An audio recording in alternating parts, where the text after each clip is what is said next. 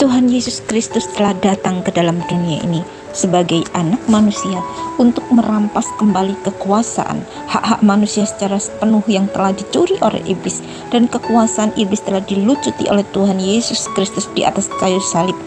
Kekuasaan itu sudah dikembalikan kepada manusia yang mau datang dan percaya kepadanya, yaitu kuasa dan otoritas di dalam nama Tuhan Yesus Kristus.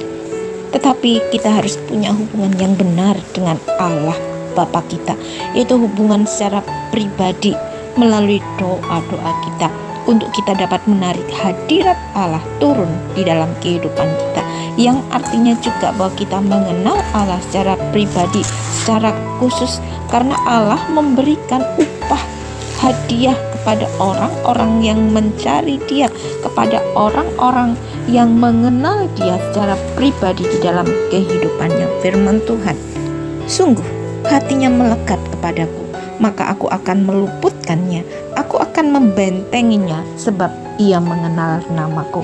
Ini adalah firman Tuhan Allah semesta alam yang sangat mengasihi kita, yang sangat merindukan kita. Ketika kita datang kepadanya, ketika kita mengenal Dia secara pribadi, Allah akan melindungi kita.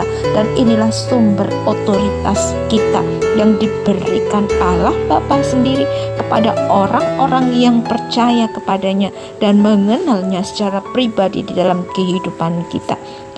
Sama seperti darah dari anak domba yang dipakai oleh bangsa Israel untuk dibubuhkan pada ambang pintu rumahnya pada zamannya. Demikian juga kepada setiap orang yang mau percaya kepadanya, bahwa Tuhan Yesus Kristus adalah Tuhan dan Juru Selamatnya secara pribadi. Maka darah Yesus Kristus yang sudah tertumpah di atas kayu salib bagi kita, dan ketika itu dibubuhkan pada pintu hati kita, maka hadirat Allah, kuasa Allah yang maha tinggi itu akan menaungi kita, memberikan kepada kita tudung perlindungan untuk melindungi kita dari iblis dan kuasa-kuasa kegelapan yang hendak menyerang kita. Sebagai orang-orang yang percaya kepada Allah di dalam nama Tuhan Yesus Kristus, kita membutuhkan perlindungan Allah untuk menaungi kita, sebab tanpa Allah bekerja turut campur tangan di dalam kehidupan kita,